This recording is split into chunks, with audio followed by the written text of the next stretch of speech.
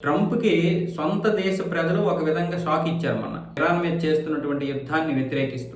దాన్ని బయటికి రాకుండా తీవ్ర ప్రయత్నాలు జరిగాయి. ఇప్పుడు వైట్ హౌస్‌లోనే అత్యంత పవర్‌ఫుల్ అయినటువంటి అధికారి రాజీనామా చేశాడు. జో కెంట్. ఈయన జాతీయ ఉగ్రవాద నిరోధక సంస్థ కేంద్రానికి డైరెక్టర్.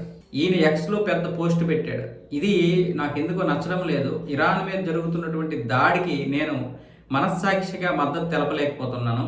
కేవలం ఇజ్రాయేలు, అమెరికా దళాలు ఒక ఒత్తిడి మీద ఏవో లాబియింగ్ చేసుకుని ఒత్తిడి తీసుకొచ్చి రావడం వల్ల ఇప్పుడు మా సైనికులు పోరాడాల్సి వస్తుంది తప్ప ఇక్కడ ఇరాన్ మీద యుద్ధం చేయాల్సినటువంటి దాడులు ఏమీ లేవు.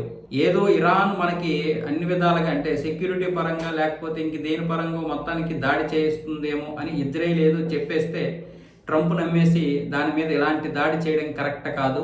నిజానికి ఇరాన్ వల్ల అమెరికాకి ఎటువంటి ప్రమాదము లేదు అన్న విధంగా అయితే ఈయన మాట్లాడి ఎక్స్‌లో పోస్ట్ పెట్టాడు. అమెరికా ఫస్ట్ విధానాన్ని ఇది బలహీనపరుస్తుంది. ఇలాంటివి నమ్మడం వల్ల, ఇలాంటి యుద్ధాలు చేయడం వల్ల అమెరికాకే తీవ్రమైనటువంటి నష్టం. అమెరికా ప్రజలకి ప్రయోజనం కోర్చంది. అమెరికా ప్రజలకి ఎందుకు పనికిరానటువంటి యుద్ధంలో నేను పాల్గొనలేను, ఏ విధంగా కూడా నేను సహకరించలేను అంటూ ఆయన రాజీనామా చేశాడు. ఆ రాజీనామాని ఇంకా ఆమోదించలేదు కానీ రాజీనామా అయితే చేశాడు. అమెరికాలో ఇలా ఆమోదించడం, ఆమోదించకపోవడం అంటే ఉండదు. ఇది ఇప్పుడు ట్రంప్‌కి భారీ దెబ్బే ఒక విధంగా వైట్ హౌస్‌లో.